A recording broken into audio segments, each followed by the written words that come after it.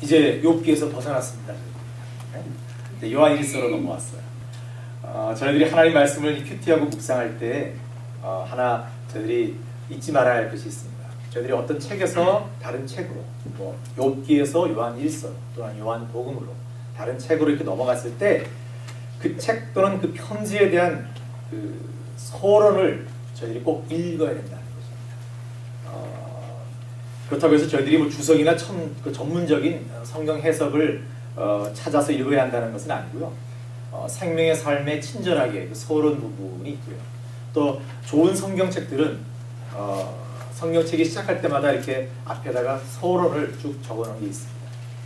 저희들이 이 부분을 한번 읽어보면요, 성경의 그 중심 주제와 교훈을 쉽게 찾아갈 수 있는 좋은 길잡이를 저희들이 발견하게 됩니다. 이런 의미에서 요즘 저희들이 읽고 있는 이 요한서신의 서론을 좀 간략간 짚어보고자 합니다. 요한서신은 확실하지는 않습니다. 그러나 전통적으로 사도 요한이 기록한 것으로 저희들이 생각하고 있습니다. 기록 연대는 AD 85년에서 한 95년, 그러니까 예수님께서 세상에 떠나시고 한 50년이 지난 그 정도의 시간에서 기록했을 것이다. 그리고 아마 요한은 자기가 참 사랑했던 에베소에서 이 편지를 쓰지 않았을까, 그렇게 생각을 합니다. 그리고 요한은 그렇다면 왜 이 편지를 썼을까? 사도 바울이 편지를 쓴 것도 다 그렇듯이 편지를 쓴 목적이 있다는 거죠. 이 요한일서를 왜 썼을까? 요한서신들을 왜 쓰게 되었을까? 이것을 한번 생각해 봐야 돼요. 간단하게 말씀드리면 그 동기는 첫째, 그 당시에 만연했던 이단 무리들의 주장을 반박하기 위해서 썼습니다. 그리고 이단 무리들이 틀렸다라는 것을 얘기를 하고, 한편으로는 성도들이 바른 진리와 구원의 확신을 믿고 그 안에 서기를 원했기 때문에 이 편지를 썼었어요. 두 번째, 요한은 하나님의 사랑, 예수님의 사랑에 대해서 굉장히 많이 강조한 그런 사도예요. 그래서 여러분 요한복음 아시지만 요한복음 보시면은 굉장히 그 안에 사랑이라는 것이 많이 들어있잖아요. 요한서신도 마찬가지입니다. 사랑을 너무너무 많이 강조합니다. 이 사랑과 하나님께서 저희들에게 주신 그 사랑과 어떤 것도 비교할 수 없다라는 것을 거듭 강조합니다. 오늘 저희들이 읽은 이 본문 말씀은 바로 사도 요한이 요한서신을 쓰게 된 첫 번째 저작 동기와 관계가 있습니다. 그래서 다시 말해서 오늘 저희들이 읽은 이 본문은 바로 적그리스도, 이단과 사이비에 대한 그 걱정과 안타까운 그런 마음 때문에 성도들이 혹시나 이런 사람들에 의해서 다칠까 걱정되어서 요한은 이 편지를 썼다라는 겁니다.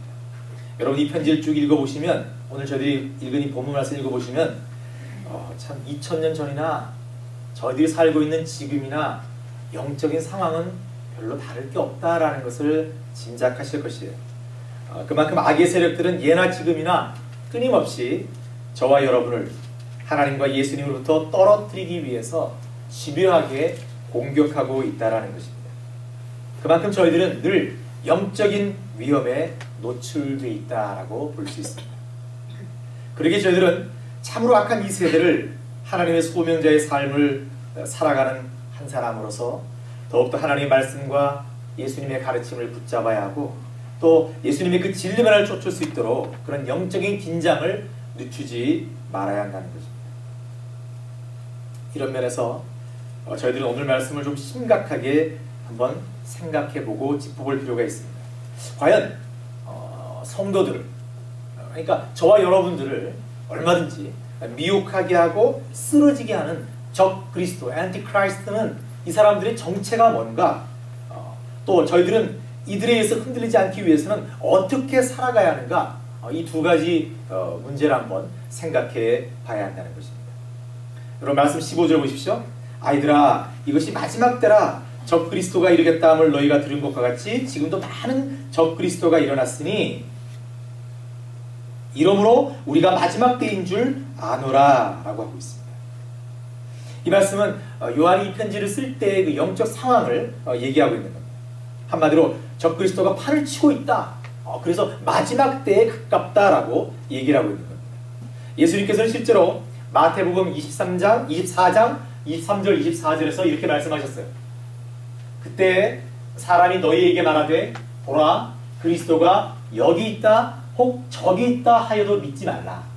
거짓 그리스도들과 거짓 선지자들이 일어나 큰 표적과 기사를 보이어 할 수만 있으면 택하신 자들도 미혹하게 하리라. 아멘. 예수님께서 이 말씀을 저희들에게 또 그 당시 제자들에게 분명히 하셨어요. 요한은 이 말씀을 기억한 것입니다.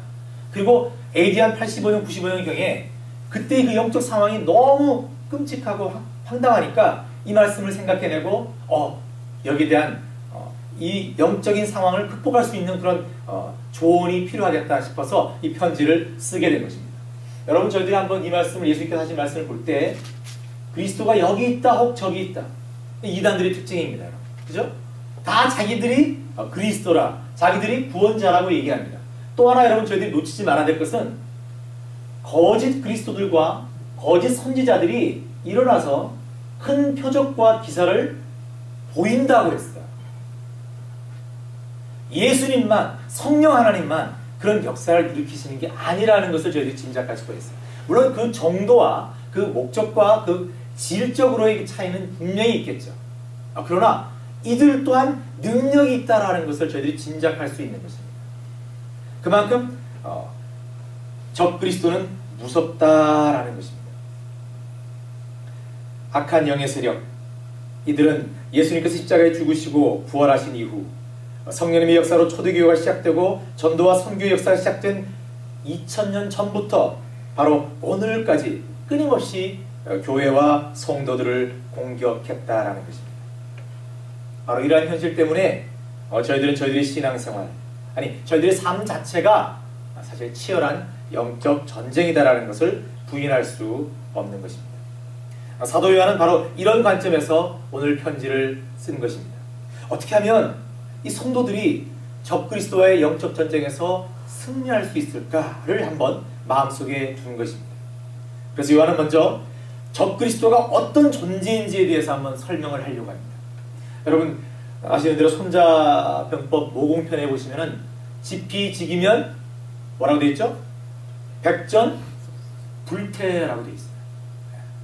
적을 알고 나를 알면 100번을 싸워도 위태롭지 않다라는 거예요. 사실 백전백승이란 말은 없습니다. 네, 백전불태예요. 지피지기면 백전불태예요. 위태롭지 않다는 거예요. 적어도 우리를 지킬 수 있다는 것입니다. 참 중요한 말입니다. 요한도 이런 생각을 한 거예요. 먼저 적을 파악하면 우리가 어떻게 대처해야 될지를 알 수 있을 것이다 라고 생각을 하고 그 적이 어떤지에 대해서 한번 얘기를 하고 있습니다. 말씀 19절 보시죠. 저희가 우리에게서 나갔으나 우리에게 속하지 아니하였나니 만일 우리에게 속하였다면 우리와 함께 거하였으려니와 저희가 나간 것은 다 우리에게 속하지 아니함을 나타내려 함이니라 라고 되어 있어요. 참 놀랍습니다 여러분. 첫 번째 적그리스도의 특징은 우리에게서 나갔으나입니다. 여기에는 두 가지 부류의 사람들이 있습니다. 그것은 첫째, 대부분의 이단이 여러분, 그 당시에도 그랬고요. 지금도 그러하고요. 대부분의 이단이 기독교를 믿다가 예수님을 믿다가 하나님을 쫓다가 다른 길로 갑니다. 저희들 같은 한 공동체에서 하나님을 믿고 예수님을 따르다가 다른 길로 셉니다. 왜입니까? 여러분 그리스도인이 된다는 것은 제가 늘 강조드리지만 참 어려운 길입니다. 예수 믿는다는 것은 참 어렵습니다. 세상에서 그냥 살기도 힘들어 죽겠는데 예수님을 믿고 제자가 된다는 것은 여러분 세상에서 사는 삶보다도 몇 배의 노력과 몇 배의 의지적인 결단을 요구하는 것입니다. 예수 믿으면 복 받는다라는 어떤 물질적이나 세상적인 복의 의미로 믿는 것은 그것은 약간 눈가림으로 속인 것에 가깝습니다. 예수 믿으면 고생한다 이게 맞는 것입니다. 고생하는데 저희들은 저 현실적으로 힘들고 불편한데 그렇지만 하나님께 주시는 놀라운 평강과 평안이 있다. 그리고 죽을 수밖에 없는 우리들이 영원한 나라로 초대된다. 여러분에게 영원한 생명이 주어진다. 이렇게 전도해야 되는 게 맞죠. 그런데 저희들은 우리 언젠가부터 교회가 예수님 믿으면 복 받는다라는 개념으로 복을 마치 한국 사람들이 예전에 믿었던 기복적인 신앙과 연결시켜서 그렇게 강조를 했던 시대가 있었다라는 거예요. 그러면 아닙니다, 여러분. 결코 아닙니다. 예수 믿으면서 힘들어지는 거예요. 자기 마음대로 할 수가 없는 거예요. 자기 뜻대로 할 수가 없는 거예요. 하나님의 의지대로 끌려가야 되는 삶이 훨씬 많은 거예요. 그러다 보니까 참으로 이기적이고 자신의 생각이 집착했던 사람들은 이 제자의 삶을 포기하기 시작합니다.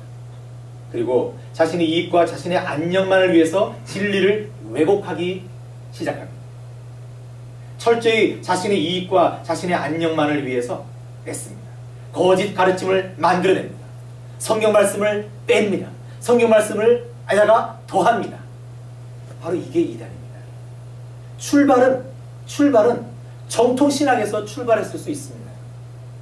우리 세상을 시끄럽게 했던 여러분 많은 이단들이 있습니다. 다 말씀드리지는 못하지만 그 많은 이단들이 그 주동자가 누구였나를 찾아보면요, 다 정통신학 공부한 사람들이 많습니다. 그런데 그들이 하나님의 일을 하다가 종으로 살다가 종인 주제에 주인이 되고 싶은 마음이 생긴 것입니다. 그래서 자꾸 자기를 주인으로 자꾸 이렇게 변화시키는 거예요. 그래서 나중에 자기가 끝내 교주가 되는 것입니다. 그리고 사람들을 미혹합니다. 물론 아까 말씀 보셨던 것처럼 그런 사람들도 능력을 받아서 능력을 일으킬 줄도 압니다. 그러니까 사람이 더 속을 수밖에 없죠. 두 번째, 우리에게서 나갔으니의 사람들은 두 번째 부류는 어떤 사람들이냐면 애초부터 교회를 넘어뜨리기 위해서 외부에서 들어온 사람들입니다. 양을 가장에 들어왔다가 그 정체가 드러나서 교회를 나가게 된 사람들이 있을 수 있습니다. 요즘 이런 사람들이 굉장히 많습니다. 자, 베드로는 이런 사람들을 뭐라고 얘기했습니까? 베드로후서 2장 1절 볼까요? 그러나 민간에 또한 거짓 선지자들이 일어났었다니 이와 같이 너희 중에도 거짓 선생들이 있으리라. 저희들 중에 있다라는 겁니다. 교회 안에 있다라는 겁니다. 저희는 멸망케 할 이단을 가만히 끌어들여 자기들을 사신 주를 부인하고 임박한 멸망을 스스로 취하는 자들이라. 아멘. 베드로는 이렇게 정의했습니다. 여러분, 이단을 가만히 끌어들여. 여러분, 이것이 바로 사단의 전략입니다. 많은 지금 한국에서도 물론 이곳에서도 문제가 되고 있는 하나의 큰 이단이 하나 있는데 그 이단의 수법이 그겁니다. 특공대를 보내는 겁니다. 저희 같은 교회 아슬아슬합니다. 그들은 성도 수가 200명 정도 되는 교회가 적당하다라고 타겟을 찍습니다. 안정된 교회죠, 그 정도. 근데 그 교회에 제일 처음에 한 명이 들어갑니다. 그 한 명이 정말 열심히 일합니다. 너무너무 열심히 섬깁니다. 한 1, 2년. 그리고 그 친구가 또 한 명 들어가고 또 한 명 들어가고 그러면 한 2, 3년 지나가면 이 사람들은 신임을 얻는 거예요. 하나의 그룹이 형성되는 거예요. 정말 목사님한테도 그렇잖아요. 솔직히 사람인지라 영적인 눈이 좀 어두우면 그렇게 열심으로 티나게 열심히 하는 사람들한테 마음이 쓰이는 거 알겠어요. 그런 사람들한테 의지를 하게 되는 거예요. 그러다 보면 그 사람들이 하나의 부류를 형성하게 되는 거예요. 그리고 소급으로 나누어서 이제 성경 공부를 하기 시작하는 거죠. 그것도 이제 뭐 성경 공부한다니까 괜찮을 것 같다. 그래서 떼주는 겁니다. 근데 그런 공부를 하다 보면 조금 있으면 요즘 박 장군이 좀 이상하지 않아? 이런 얘기를 하기 시작하는 거죠. 요즘 목사님 설교가 왜 이렇지? 교회에 금을 가게 하는 그런 엔티 발언을 하나씩 만들기 시작합니다. 그런데 그들이 한 2, 3년간에 아주 열심을 내서 하나의 그룹을 형성했기 때문에 이 그룹이 그냥 두리뭉실한 그룹이 되어 있습니다. 벌써. 이렇게 해서 교회 전체를 분리시킵니다. 그리고 그들의 표현대로 한 교회를 스무드하게 접수합니다. 여러분, 그냥 한두 교회가 그랬었다라는 것을 제가 말씀드리는 게 아닙니다. 많은 교회들이 이렇게 당했습니다. 여러분, 이것이 이단입니다. 교회에 가만히 들어오는, 성도님들께서 교회에 대해서 이런저런 불평과 불만을 가질 수는 있습니다. 여러분들이 섬기시는 교회에 대해서 좀 더 하나님의 뜻에 가깝게 가기 위해서 그런 조언과 그런 의견을 제시할 수는 있습니다. 그러나 여러분들이 이 교회 예수사랑교회 성도님들이라면 여러분이 밖에 나가서는 결코 이 예수사랑교회를 위해서 손가락질하지 말아야 합니다. 결코 부정적인 이야기 하지 말아야 됩니다. 사단은 바로 그런 것들을 노리고 있습니다. 그들은 바로 이거다, 이때다 라고 생각하고 침투할 준비를 하고 있는 겁니다. 사단은 늘 저희들을 분열시킵니다. 얼마나 많은 이단들이 교회를 무너뜨리기 위해서 이러한 방법을 실제로 쓰고 있는지 모릅니다. 여러분, 큰 교회도요, 여기 이민교회 큰 교회도요, 예배 드리는 광고 시간에 선포했습니다. 어떤 이단으로 앉아 계신 여러분들은 나가주십시오. 지금 저희들이 살고 있는, 저희들이 믿음 생활의 현실이 이렇다라는 거예요. 아주 위험합니다. 예나 지금이나 사단의 계략은 이렇게 악합니다. 그래서 저희들이 늘 깨어 있어야 되고 늘 저희들이 교회를 위해 기도해야 하는 것입니다. 여러분, 이것이 적그리스도의 특징입니다. 두 번째 적그리스도 특징은 말씀 22절과 23절입니다. 여러분 잘 아시다시피 오늘 저희들이 참 반가운 신도의 그 찬양한 것처럼 거짓말하는 자가 누구뇨? 예수께서 그리스도이심을 부인하는 자가 아니뇨? 이것, 아버지와 아들을 부인하는 그가 적그리스도니 아들을 부인하는 자에게는 또한 아버지가 없으되 아들을 시인하는 자에게는 아버지도 있느니라. 아멘. 여러분, 너무 중요한 말씀입니다. 제가 교회 다니는 분 중에서 그런 분들 만난 적이 있습니다. 예수님을 믿습니다. 그런데 예수님이 부활은 모르겠습니다. 예수님이 정말 좋은 분이라는 걸 알고 있습니다. 근데 예수님이 하나님인지는 잘 모르겠습니다. 그것은 그분이 똑똑한 게 아니고요, 그분의 믿음에 참 문제가 있는 겁니다. 저희들은 예수님이 사람이셨고 예수님이 하나님이셨음을 아멘으로 받아들여야 됩니다. 여러분, 이것을 빼면 기독교는 아무것도 없습니다. 이것이 가장 중요합니다. 예수님의 인성과 예수님의 신성을 저희들이 인정하고 아멘으로 믿음으로 받아들이는 것이 가장 중요합니다. 그래야 이 두 가지가 동시에 갖고 있는 예수님이라야 저희들의 죄 문제가 해결되기 때문에 그렇습니다. 여러분, 그 당시에 많은 이단들이 있었는데 많은 이단들이 이런 것들을 인정하지 않았던 거예요. 그 당시 가장 유명한 그 이단이라면 영주주의와 에비온주의가 있었어요. 영주주의라는 것은 영으로 된 것은 다 선하다라는 거예요. 반면에 육으로 된 것은 다 악하다라는 겁니다. 예수님이 신이라면, 예수님이 하나님이라면 어떻게 성육신할 수 있느냐라는 거예요. 어떻게 더러운 몸으로 갈 수 있느냐는 거예요. 그럴 수 없다라고 주장하는 겁니다. 영주주의는. 반면에 에비온주의는 예수님은 그냥 한 인간이었다라는 거예요. 예수님이 하나님일 리가 없다라는 겁니다. 신성을 부인하는 거예요. 그저 소그룹만 있었던 것이 아니고요, 어마어마한 그룹이 이런 사람들이 있었습니다. 물론 지금도 마찬가지로 존재합니다. 지금 저희들이 오신 예수님, 그리고 지금 저희들과 함께 하시는 예수님, 또 심판의 주로 재림하실 예수님을 기다리는 대림절을 지나고 있는데, 대부분 이단들은 예수님이 아니라 그 예수님의 자리에 교주인 누군가가 앉습니다. 예수님을 부인해야지 자기가 앉을 수가 있는 거예요.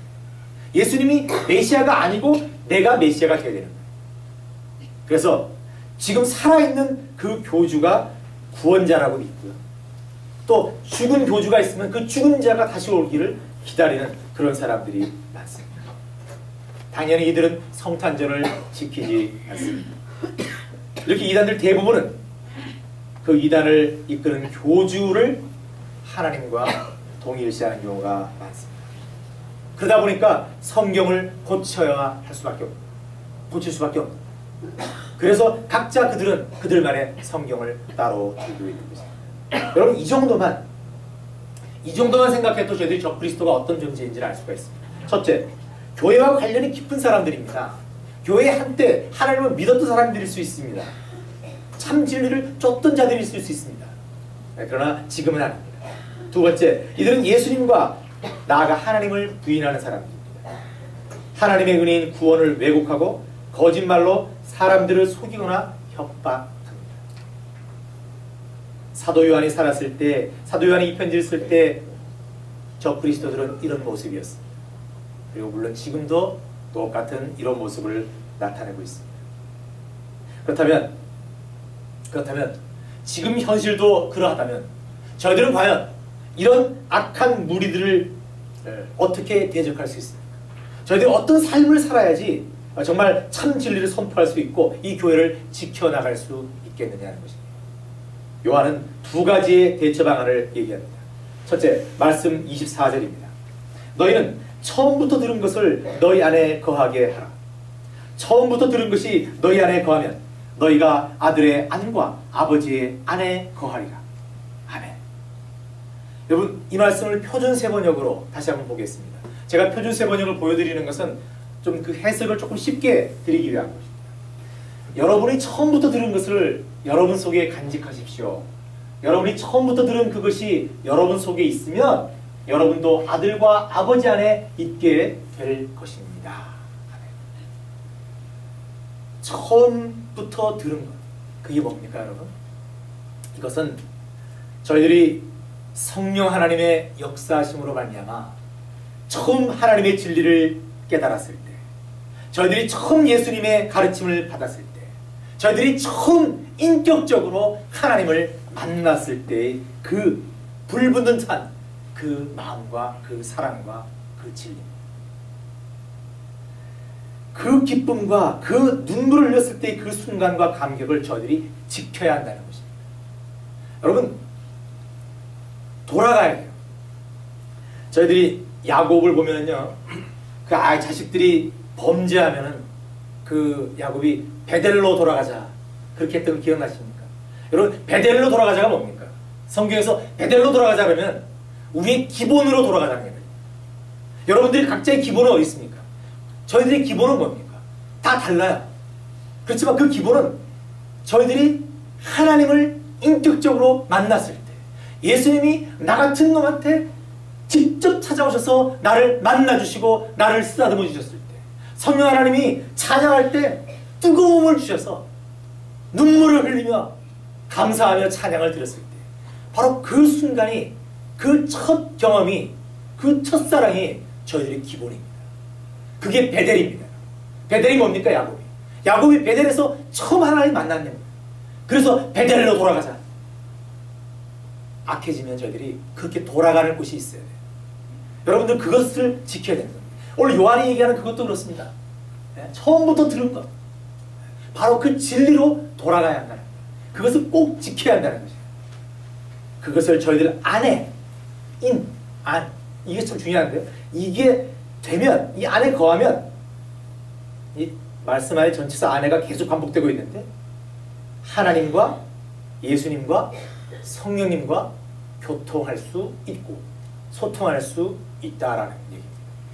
그 진리가 우리 안에 거하면 예수님과 성령님과 사귐을 가질 수 있다라는 얘기입니다. 참 중요합니다. 그러기에 저희들이 받았던 그 순수한 복음과 진리를 늘 갈고 닦아서 항상 저희들 안에 있을 수 있도록, 간직할 수 있도록 노력해야 하는 것입니다. 그것이 바로 여러분 훈련입니다. 그것이 바로 큐티고 묵상입니다. 그것이 바로 예배입니다. 저희들이 하는 모든 것들이 바로 그 하나를 지키기 위한 것입니다. 여러분 예배를 한번 빠지시죠? 큐티를 한번 빠지시죠? 한번 빠지기 시작하면요, 저희들이 앞에서 점점 멀어집니다. 그래서 저희들이 계속 쳐서 저희들을 복종시켜서 계속 하나님 말씀을 놓지 않으려고 애를 써야 되고요. 예배를 놓치지 않으려고 애를 써야 되고, 큐티하려고 누가 뭐라 해도 어떻게든 잠시라도. 가끔 우리 성도님들 댁에 가면은 제가 이런 얘기 들어서 그래서 죄송하지만 편집이 될 걸로 믿고, 화장실 같은 데 가면 생명의 삶이 있잖아요. 여러분, 저는 그거 불쾌하지 않습니다. 화장실에 생명의 삶이 있으면 쏘가 어떻게든 어디든 간에 생명의 삶을 가서 보면 하나님의 말씀을 보겠다는 그 의지인데 저는 괜찮다라고 생각합니다. 저도 옛날에, 지금은 그렇지 않지만 옛날엔 워낙에 제가 말씀을 너무너무 등한시하고 너무너무 큐티를 잘 못하니까 생명의 삶을 한 달에 4번씩 산 적이 있습니다. 똑같은 걸. 왜요? 각 차에 하나씩, 집에 하나씩, 일하는 데 하나씩 이렇게 다 갖다 놔야 되기 때문에 뭐 마음 먹고 좀 해보려니까 없네, 또 없어 이게 없네, 또 에이 좀 하려고 그러면 없어, 덮고 안 하는 거죠. 이런 것들이 싫어서. 근데 그래도 잘 안 되더라고요. 하여튼. 근데 중요한 것은 저희들이 마음이 항상 하나님의 진리에 서 있겠다라는 그 간절한 마음이 있어야 된다. 이게 재산입니다, 여러분. 딴 거 없습니다. 두 번째, 저희들이 악한 영의 공격을 피하고 막기 위해서는 말씀 27절 28절입니다.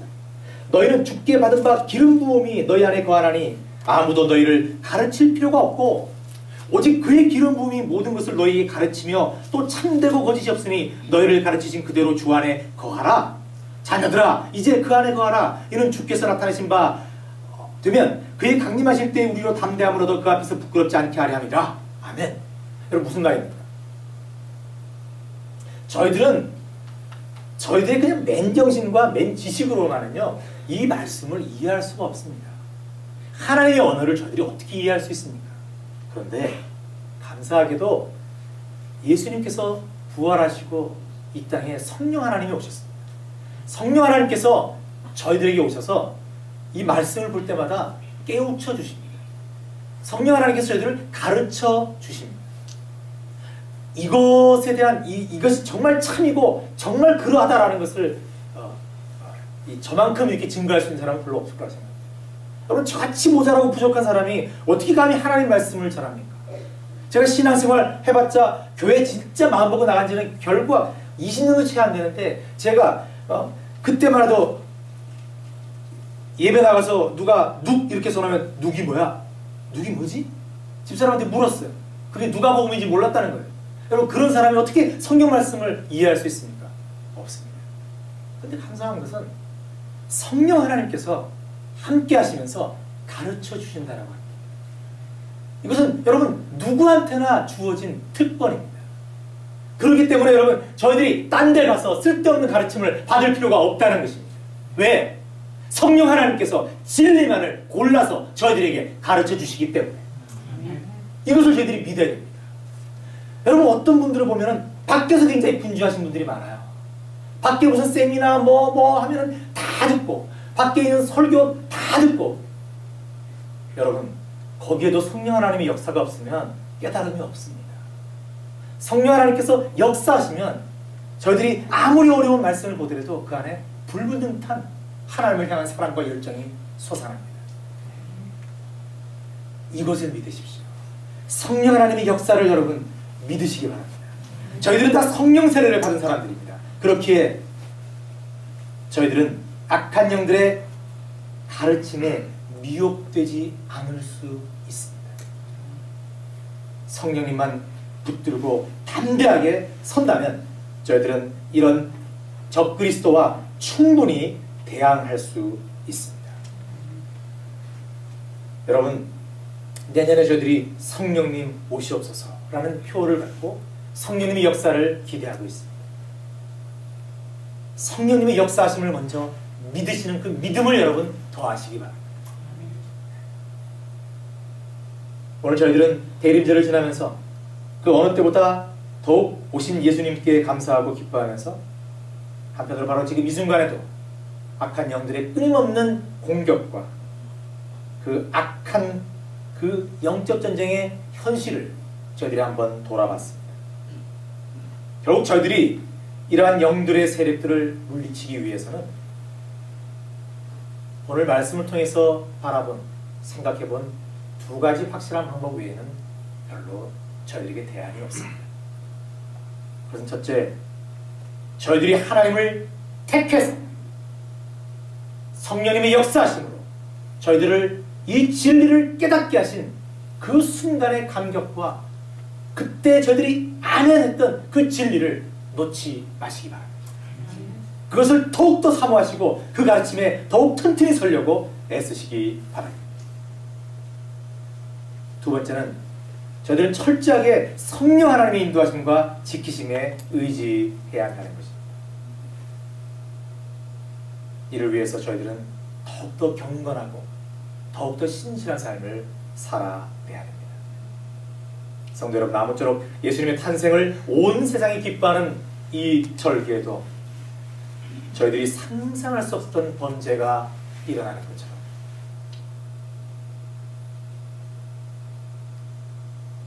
이 기쁘신 날에도 여전히 악의 세력들은 기고만장 저희들을 노리고 있다는 현실을 한 번 정도는 생각해 봐야 합니다.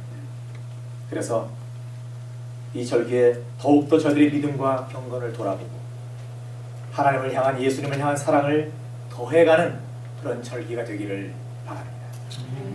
그래야 저희들은, 또 저희 교회는 그 어떤 영적 공격에도 결코 흔들리지 않고 하나님께서 부어주시는 은혜와 복만을 기쁘게 누리며 성탄과 새해를 맞이하게 되기를 간절히 소망합니다. 기도하겠습니다. 하나님, 참으로 무서운 세상입니다. 하오나 저희들에게는 하나님께서 함께 하십니다. 성령 하나님께서 저희들을 지키시고 인도하시고 저희들을 가르치심을 믿습니다.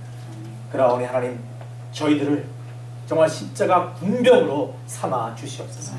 저희들을 무장시켜 주시옵소서. 하나님, 저희들이 그냥 바람 불면 쓰러지고 누가 뭐라고 한마디 하면 툭 자빠지는 사람들이 아니라 악한 영들이 어떤 무기를 들고 나와도 감히 그들을 향해서 칼을 휘두르고 그들을 향해서 방패를 막으며 담대히 그들 앞에 나설 수 있는 그런 십자가 군병들이 될 수 있도록 하나님 역사하여 주시옵소서. 우리 예사랑교회가 그런 군병들로 가득 참으로 말미암아 이 세상을 복음으로 정말 넓혀갈 수 있도록 하나님 도와주시옵소서. 감사드리며 예수님 이름으로 기도드립니다. 아멘.